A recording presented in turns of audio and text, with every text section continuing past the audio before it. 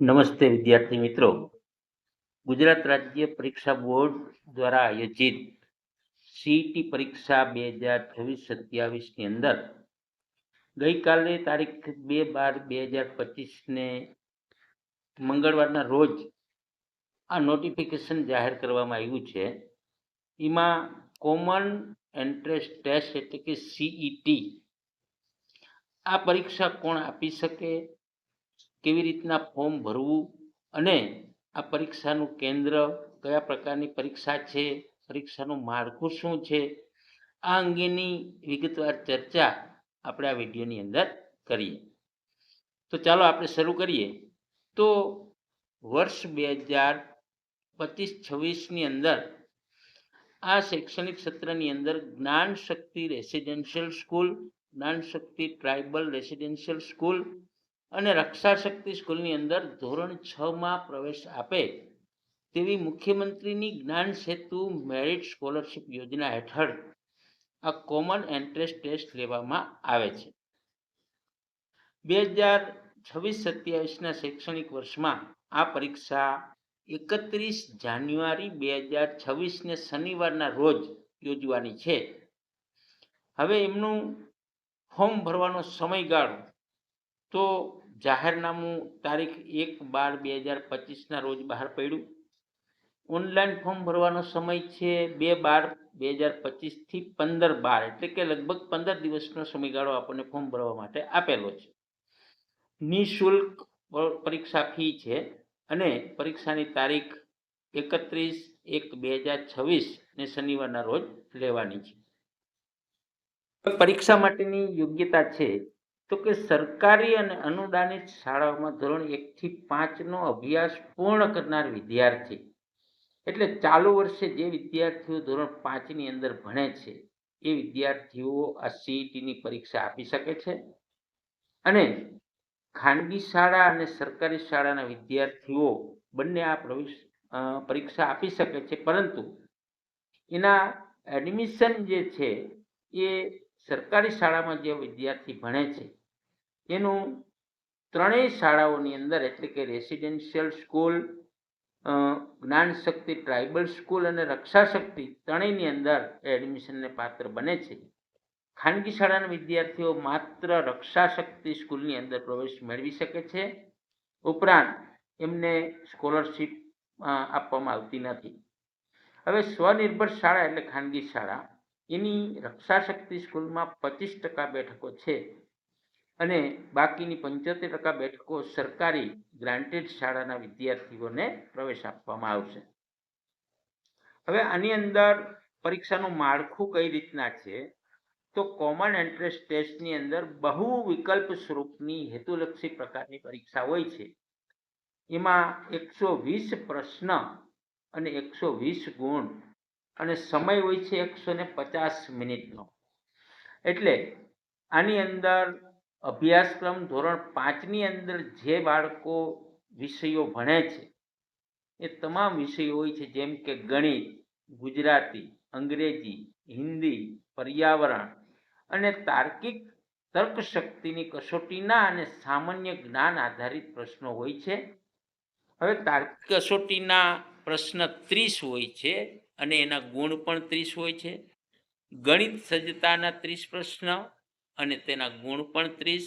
પર્યાવરણના 20 પ્રશ્ન, એના ગુણ પણ 20 અને ગુજરાતી અને અંગ્રેજી અને હિન્દીના પણ 20 પ્રશ્ન અને 20 ગુણ હોય છે. આ રીતે 150 મિનિટનું પેપર અને 120 પ્રશ્ન અને 120 ગુણ આપવામાં આવે છે. હવે પરીક્ષા કેન્દ્રની વાત કરીએ તો જે વિદ્યાર્થી જે તાલુકાની અંદર ભણે છે, સુરતની અંદર રહેનારો વિદ્યાર્થી છે તો સુરતની આજુબાજુના સેન્ટરમાં જ્યાં શાળાની અંદર ભણે છે એની નજીકની અંદર જ એનું સેન્ટર હોય છે, પરીક્ષાનું કેન્દ્ર.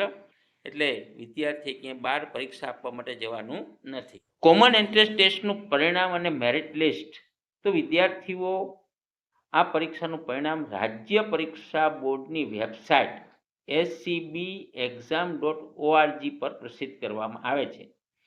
અને એની અંદર કટ ઓફ કરતાં પણ વધુ ગુણ મેળવનાર વિદ્યાર્થીઓની એટલે કે તેજસ્વી વિદ્યાર્થીઓની યાદી પરીક્ષા બોર્ડમાં રજૂ કરે છે અને એ અનુસાર વિદ્યાર્થીઓને પ્રવેશ આપવામાં આવે છે. હવે આની અંદર જે મેરિટમાં આવે છે એ વિદ્યાર્થીઓને મુખ્યમંત્રી જ્ઞાન સેતુ મેરિટ સ્કોલરશીપ માટે પસંદગી કરી અને શાળાઓની નિયામક કચેરી દ્વારા નક્કી કરવામાં આવે છે. આ પ્રવેશ પરીક્ષા માટે ઓનલાઈન ફોર્મ જ ભરવામાં આવે છે, ઓફલાઈન ફોર્મ ભરાતા નથી. એટલે વિદ્યાર્થીઓએ ફોર્મ ભરવા માટે www.scbexam.org ની વેબસાઇટ પર જવાનું. ત્યાર પછી એની અંદર કોમન પ્રવેશ પરીક્ષાનું જાહેરનામું તમને જોવા મળશે. એના ઉપર ક્લિક કરશો એટલે આ આખું જાહેરનામું ખુલશે અને ત્યાર પછી વિદ્યાર્થીઓએ ફોર્મ ભરવા માટે સરકારી શાળાના વિદ્યાર્થીઓએ ધોરણ 5ની અંદર ભણાવતા શિક્ષકો જ તેમના ફોર્મ ભરી આપશે. પરંતુ ખાનગી શાળાના વિદ્યાર્થીઓ જો જાતે ફોર્મ ભરવા ઈચ્છતા હોય તો એમણે ધોરણ 5ની અંદર જે શાળામાં ભણે છે ટીચરનો કોડ લેવો પડે અને ત્યાર પછી વિદ્યાર્થીનો પોતાનો ડાયસ નંબર પણ લેવો પડે 18 આંકડાનો. આ બંને નંબર લઈ અને તમે કોઈ પણ ઓનલાઈન જે ફોર્મ ભરે છે એને ત્યાં જઈ અને ફોર્મ ભરી શકો છો.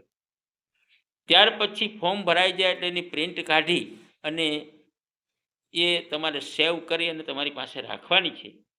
જ્યારે હોલ ટિકિટ આવશે ત્યારે એ હોલ ટિકિટ ડાઉનલોડ કરી અને એની અંદર તમારો ફોટો, પ્રિન્સિપાલના સહી સિક્કા કરાવી અને એ હોલ ટિકિટ લઈને તમારે પરીક્ષા સેન્ટર ઉપર પરીક્ષા દેવા માટે જવાનું છે. આ આખી પરીક્ષા OMR શીટની અંદર આપવાની છે. એને અંદર કંઈ લખાણ નથી કરવાનું. જેવી રીતે નવોદય વિદ્યાલયની પરીક્ષા લેવાય છે એ જ રીતના આની OMR શીટની અંદર પરીક્ષા આપવાની હોય છે. ઓનલાઈન અરજી કરવાની સૂચનાઓની અંદર તો પહેલાં તમારું નામ, અટક, જન્મ તારીખ કે પાછળથી કોઈ પણ બાબતની બોર્ડ દ્વારા સુધારો કરવામાં આવશે નહીં, જેની ખાસ નોંધ લેવી. સમગ્ર ફોર્મ અંગ્રેજીમાં જ ભરવાનું હોય છે અને ફોર્મ ભરવાનો સમયગાળો ફરી એકવાર નોંધી લઈ 2/12/2025થી 15/12/2025 સુધી જ આ પ્રવેશપત્ર આવેદનપત્ર ભરાય છે. એની ખાસ વિદ્યાર્થીઓએ નોંધ લેવી. આ રીતે આખું આપણે કોમન પ્રવેશ પરીક્ષાની અંદર વિદ્યાર્થીઓને બહુ ઇમ્પોર્ટન્ટ વસ્તુ છે, મહત્ત્વની વસ્તુ છે એની આપણે ચર્ચા કરી અને આ વિડીયો જોઈને તમે ખુદ તમારું ફોર્મ ભરી શકશો અને સંપૂર્ણ માહિતી મેળવી શકશો.